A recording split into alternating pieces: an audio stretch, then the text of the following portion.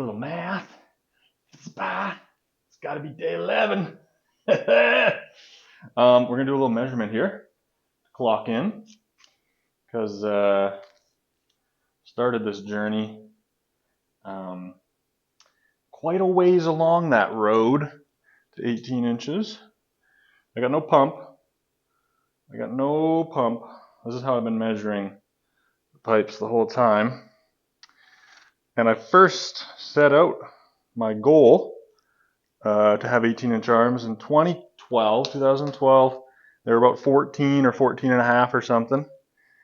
And I gave myself a year and a half to do it.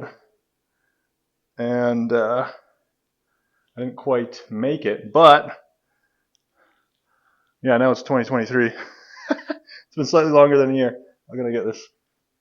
Can you see? I don't know. It's just under 18. Okay? You can see the 18 there and the 0 line. 17 3/4, maybe even a little above. If I flex it, just a sliver.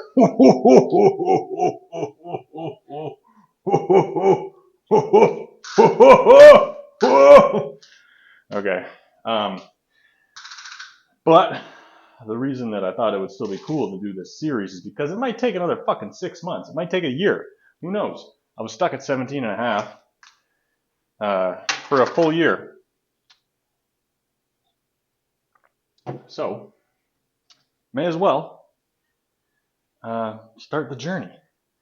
And I'm getting ready for my session today. Arm day, baby. And as I'm going to do in most of these videos, take you through a little bit of my mobility work, because that's a big part of my routine, my life. For anybody who's unaware, I didn't really like talking about it in the beginning, because I just wanted to focus on getting better. About the issues and all the mobility stuff I have to do, but I found that upon encouragement of this other company I partnered with for a moment in time, online training business, they were like, you need to tell your story. You need to tell people your story. Like, nobody gives a fuck about my story, okay?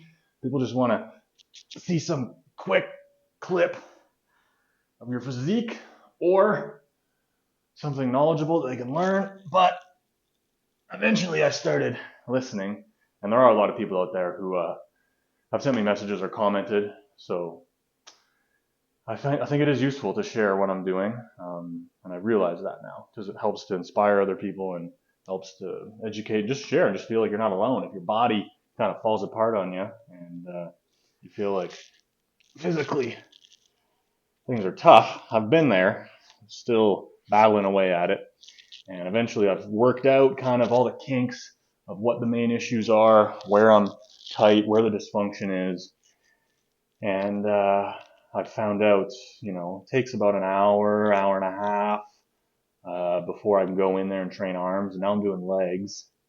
The legs are up to almost 24 and a half inches, which is a big improvement. If you saw in day one, I think I rambled on about that a little bit. So anyways, you're probably wondering why I'm stretching my glutes in the pigeon here. We also do this little hip flexor stretch. Let's drop this down so you can see what the hell I'm doing. Oh, I find this is one of my go-to hip flexor stretches for the hip right here, because also it forces you into internal rotation, which I have a big issue with. My hips are kind of stuck in a bit of external rotation, which, if you're not familiar, that just means this upper leg bone here, your foot is turned outwards. That's external rotation of your upper leg bone. So at the hip, at your glutes, your femur, your upper quad bone is externally rotating outwards.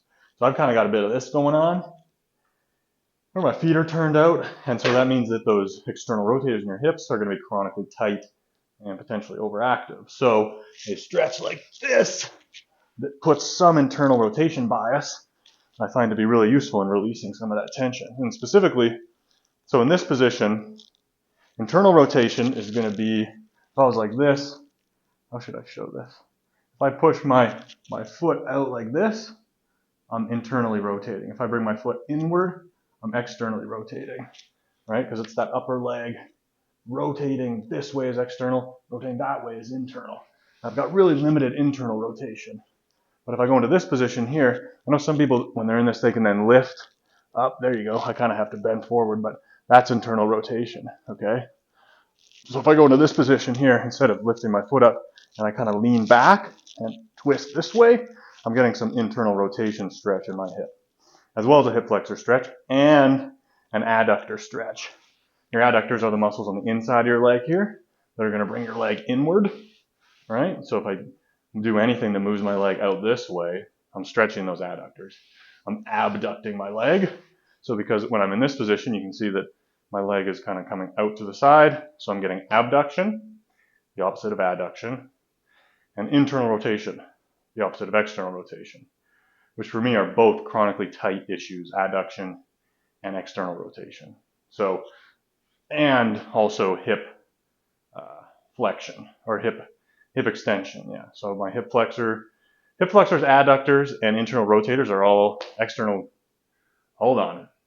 Hip flexors, adductors, and external rotators are all very tight. And so this stretches the hip flexors, the adductors, and the external rotators by putting me into abduction, hip extension, and hip internal rotation. I don't know if any of you were able to follow any of that, but hopefully you'll start to learn, because learning a little bit about your anatomy can be useful and can be very helpful.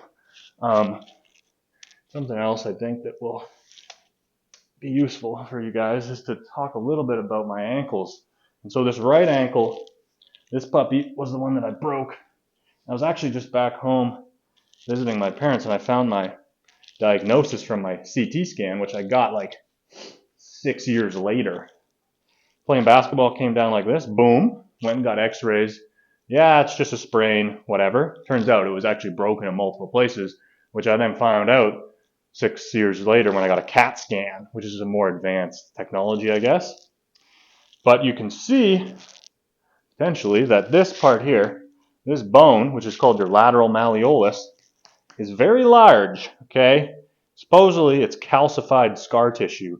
I think calcified, I don't know. Scar tissue that has somehow turned into bone. This thing's rock hard, and it's about twice the size, well, I don't know, at least 50% bigger than this one, right? That's a normal size lateral malleolus.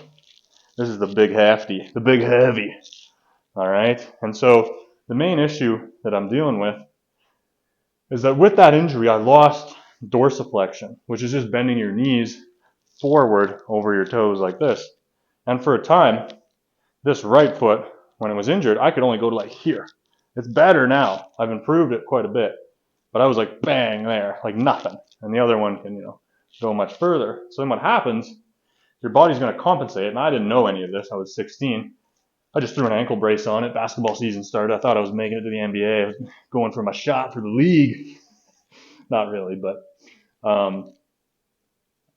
and it healed incorrectly, and I knew it was messed up. I just kept playing sports and working out on it. Didn't realize the effects it would have. So if that dorsiflexion can't happen, okay, then what happens is when you take a step, or when you're running, or you're walking, or you're planting, your body's going to compensate, find ways to create some range of motion somehow. So if there's no bend of that ankle, what happens is your body turns that foot out, and then the knee falls in, okay? So from the side view, if I'm like, I got no range of motion in there, the joint's all messed up, and you take a step, or you're doing any kind of movement, your body then just turns this out, boom, look at that. I'm over-exaggerating, but now you can see that I can get my knee forward pretty good, okay? But from the front, what then happens is that turns out, and at the ankle, it collapses in because the shin bone, your tibia, is kind of rotating inward. So I think you can see there that my ankle here is flattening out, the arch, and the ankle is like kind of collapsing, right? And there's like a crease happening here. It's just all messed up, right? And that knee is falling inward all the time now because there wasn't the range of motion to have it track straight over the foot. So now it's collapsing inwards, the foot is turning out. But now look what's happening at my hips, all right? this right hip is rotating forward and it's sticking out some. So normally I'm planted, I'm bending my knees like this, I'm running, I'm walking, I'm moving around, everything's good. Now that ankle's fucked. This is all going in, the hip is coming out and rotating forward, okay? So now my hips are rotated and up like this, all right? I'm kind of gonna leave it there for today, but you can then start to imagine how if your hips are out of alignment, how that's going to affect the rest of your body. Your spine attaches in to your hips, and your lats originate from your lower back and your pelvis, your hips. They come all the way up to your shoulders, so they're connecting your hips to your shoulders. So if your hips are out of alignment, that's going to affect your lat function, your lat, length, tension, and the way that your shoulders are positioned. So then all of that imbalance at the hips is going to trickle its way up into your shoulders, collarbones, your whole body is going to be out of alignment, and mine is. And this left collarbone sits about an inch higher than the right one. And that's what, I don't know if you can tell, but I'll go into more detail in the upper body imbalances, maybe in the next video. But then that's what eventually led to the symptom of my face going numb, is because the hips are out of alignment. My left shoulder blade is like sitting down and retracted too much.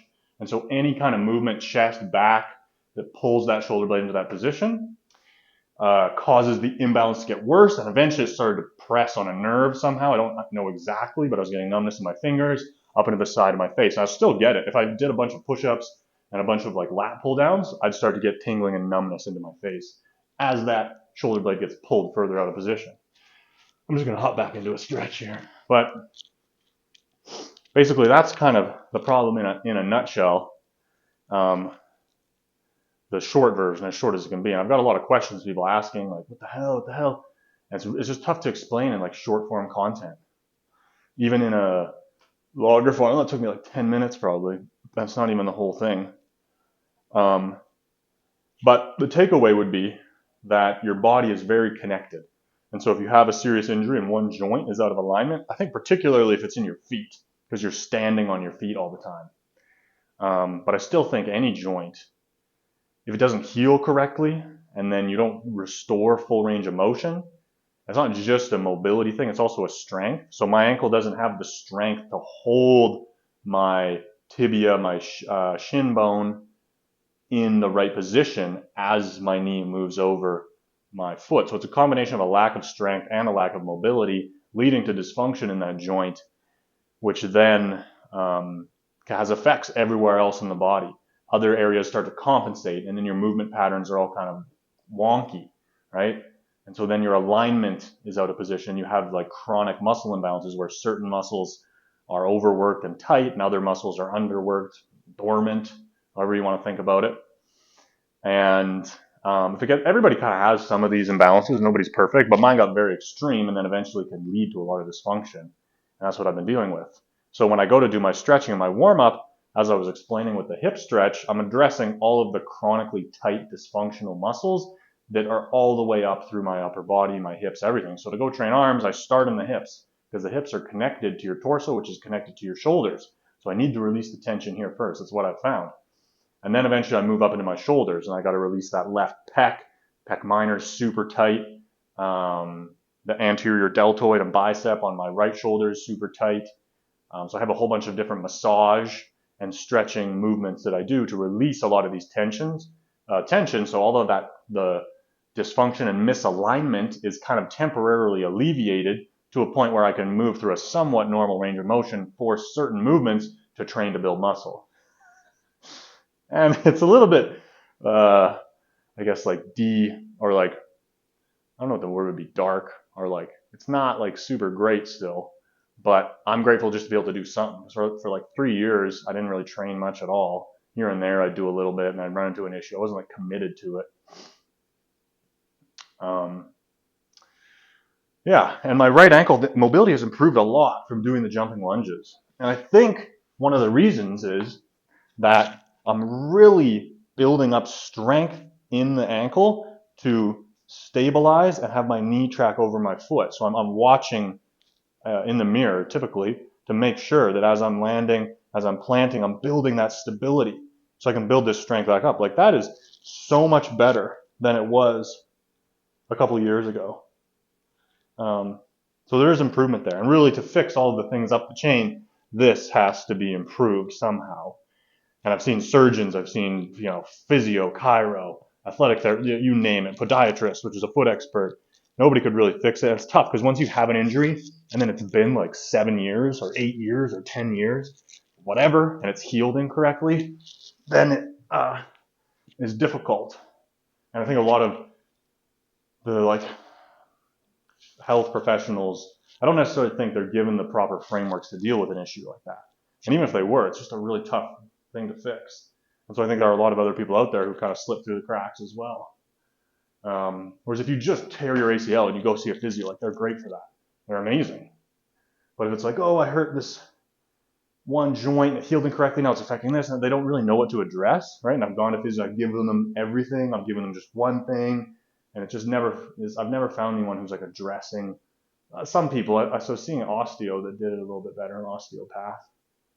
But most of it I've picked up little pieces from them, but mostly from experimenting with different things on myself and learning more about anatomy and then trying different movements and slowly piecing the puzzle together over many years. I still don't fully understand it. There's some things that I haven't quite grasped, but that's the advantage of being an overthinker, is that if there's a puzzle to solve, probably going to solve it. I'm constantly fucking thinking. Yeah. A bit of a ramble, but that's kind of generally what's going on. I'm going to try to talk in most of these videos, share my mobility routine, what I have to do to train, and then share my training, my workouts with you guys, just to show you what I'm doing. Because I've noticed from some of the short form stuff, like some people don't believe it, or some people are just very curious. How does that make sense? And maybe now you can see how it's like kind of a complicated issue. It's been festering over like a decade plus. And then just like how I've approached it and where I've ended up, why I'm like just training arms, now I'm hitting the legs good. It kind of makes sense to me, but I realize that in like short form distilled content, it's like people are just like, what the fuck, man? Like you're only hitting your arms, like because you're injured? What's it like? What is injured? How does that make any sense? How are you doing lunges? For legs, for years, I couldn't find anything that wouldn't exacerbate the muscle imbalances in my hips. Like significantly and cause lower back issues and stuff, like any kind of movement. I tried hill walking, hill sprinting, like spin bike sprints.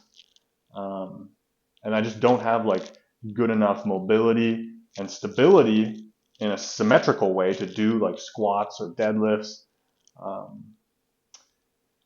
And so eventually I came across split stance movements. And I think it's because you're in that split stance position, there isn't as much of a mobility demand on your body with that movement. So like if you're going to squat and like if you have hips that are out of alignment like me or ankle mobility, it's just going to come up right away. Your squat's going to look wonky. You're going to have restriction of motion. You may not be able to go down all the way. Your hip's going to jut out. Your knee might cave in. All these little things will show up. And then if you train with heavy weight, with intensity to try to build muscle, you're just exacerbating, you're further and further and further ingraining those muscle imbalances. And it's only a matter of time before you run into a serious injury or a nerve problem or something fucked up, right? Which that's what happened to me. I just kept fucking training, my chest and my back and my shoulders, blah, blah. Eventually started to get that nerve issue. But yeah, so eventually I found lunges to work, and for some reason jumping lunges, like I don't understand that at all. The stationary lunge is worse. I've tried just doing stationary lunges and I started to get like in my groin and my adductors start to get really tight. So jumping lunges it is, man. I'm just riding with it. Okay, I'm just glad I can fucking train my legs. Because it was getting embarrassing there for a bit, and people were chirping me, rightfully so. A lot of times when people like criticize you in real life, or social media is great for that, because people will tell you what they actually think, even if it's like really negative, because they're not looking right at you, right? So people that have like a shitty thing they want to say, they'll just fire it out there.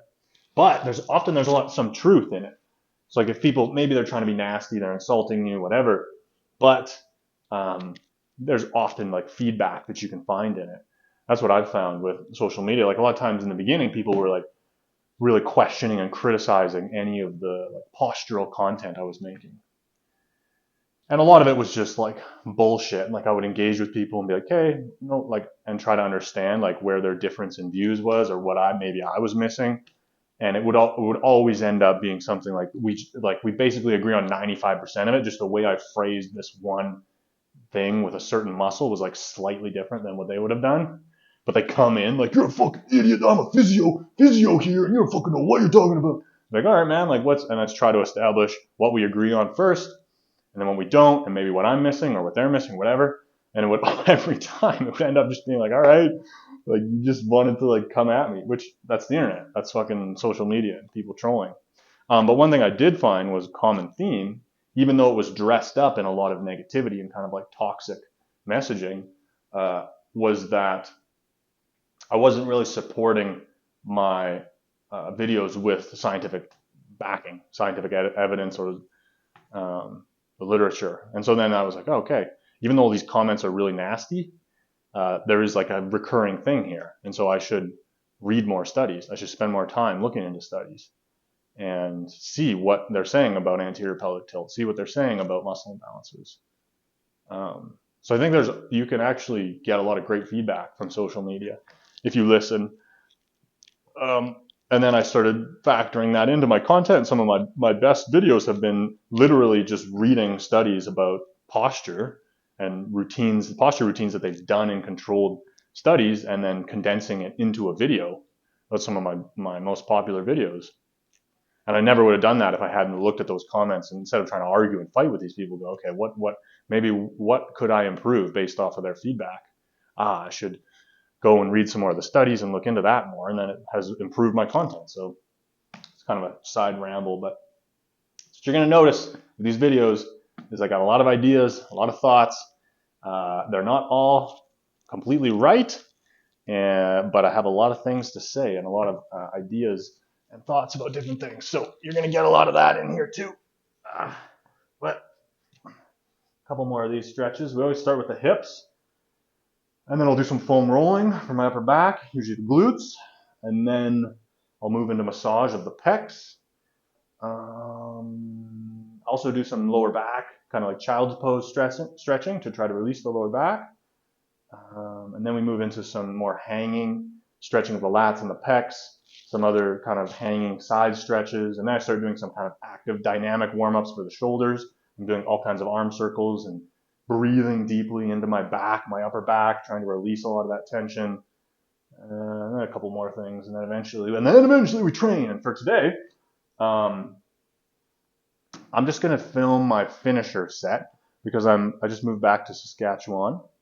For those of you that don't know, it's in the middle of Canada, kind of in the middle of nowhere. I'm going to school here, and I had the summer off from courses. I kind of travel around a little bit. And now I'm back, and I'm going to go train at the university gym. But it's a little cramped. I mean, I don't think it'll be too busy today because we're not in the middle of a semester. But I'm just like a little nervous to like bring the camera and the mic and everything in there. And so I'm going to do the kind of bulk of my workout without filming it. And I'm going to film the finisher. That's the plan, at least. I got this new mic that I wanted to test out. Got rid of the wire because that was getting in the way. And so you'll see that as long as everything goes as planned. I don't get kicked out of there or anything. And then I think I'm going to have to find like a different gym to film the workouts at, because I want to share like my full workouts. I think there's a lot of like nuances and little tips and tricks and training things that could be useful for you guys. And also just so you can see what I'm doing. And a lot of it's mental, because some days like you don't want to train, or I run into this issue or that issue. I think a lot of these are things that people get hung up on. It's easy to, when you're all fired up and you're motivated, but a lot of times it's just like the consistency. Like I never fucking miss a session. I just show up. And on social media, everything is like very surface level and flashy. And what's underemphasized is just the mundane repetitiveness of just you keep fucking showing up and applying max effort of whatever you got that day. Empty the tank, whatever you got. Even if your tank's only a quarter full, just fucking empty it. Go in there and empty it every day, over and over and over. And I don't really see that message being like shown. Like you hear motivational speakers like talk about it, whatever. And this is just one realm to apply it in working out. It's what I like to do.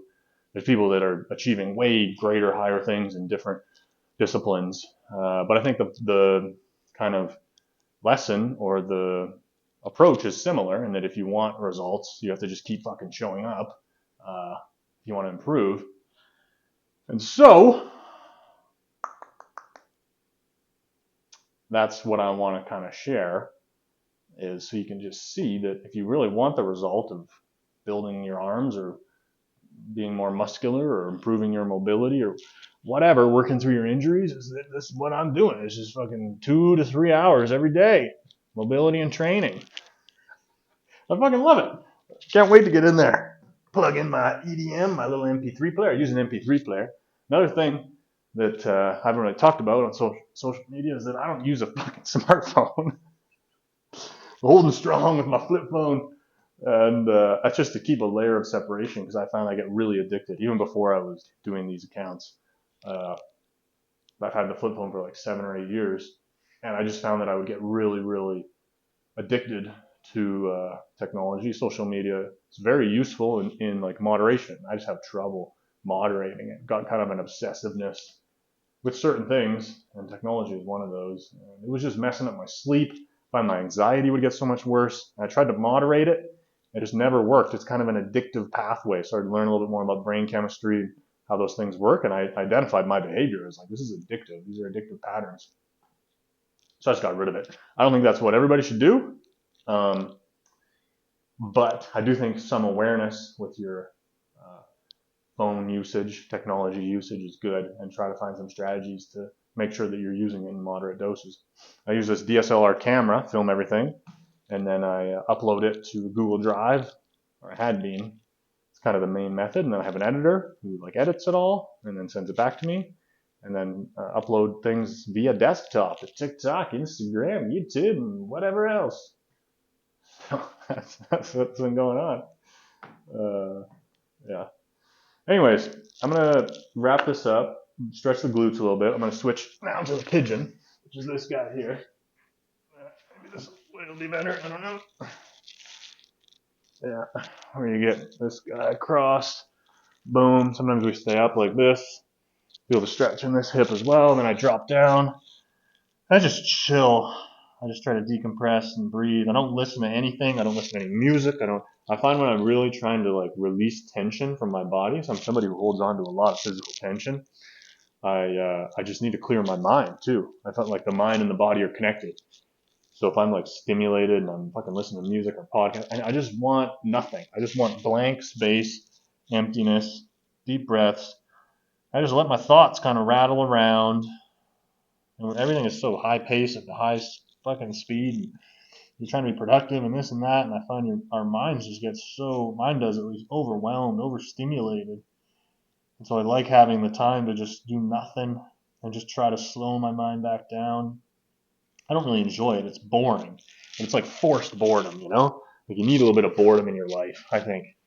Otherwise you're just running on E. And I think it kind of messes up your brain chemistry or something, because you're just like constantly like max RPMs, stimulation, the phone, this, blah, blah. There's never any like time for nothing. So I try to create some time for nothing when I'm doing my stretching and mobility. But I'm going to finish up here, and then we're going to cut to the absolute insanity of a finisher. It's intense. So brace yourself, buckle up. So I ran into a slight problem, and was not able to record the workout. I thought I could maybe squeeze one in there, but they don't let you bring your bag in the gym, and it's kind of like a university gym. It's not really good for filming. I wasn't planning to record most of my workouts there, but thought I could maybe squeeze a little sneaky camera in, but I wasn't able to. So anyways, this is going to have to do is post pump a couple of shots, just flexing it up. I've actually gained a little bit of weight recently. I'm up over 200 pounds, weighed in at 202. First time in my life I've been over 200. A lot of it is gaining mass in the legs, but I'm a little chunky. Tempted to, or I would prefer to not take my shirt off, but it's good to be transparent. So we'll take the shirt off, and then that'll be even more motivation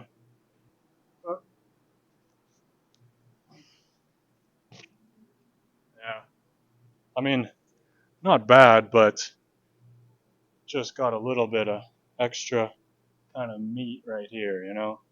Um, I just have not been eating very clean, so that's the main reason for that. But the arm pump was on point. Good session today. Wasn't really able to progress the weight, which is the main thing I've been focusing on, but sometimes you have those days. The finisher was killer. Let's get a shot of the back. All pumped up. I don't know what I'm doing out here. Getting into this whole YouTube filming thing. So, um, yeah, pipes are looking pretty good, but I just need to lose maybe like 3 to 5 pounds of fat. I'll be pretty happy with the physique. Got a bit of a pump in my chest, my shoulders, and my back. Yeah, we're just like kind of flat here. I look a little bit fluffier than I'd like to. I want to have the 6 pack. So it's time to clean it up. I just kind of let my diet slip a little bit. I've been eating cheesies and fucking this, that, and everything. So just want to keep it a little bit tighter, but good workout. And I'm going to look for a gym that I can film in so I can record my next workout for you guys. That's it. Peace out.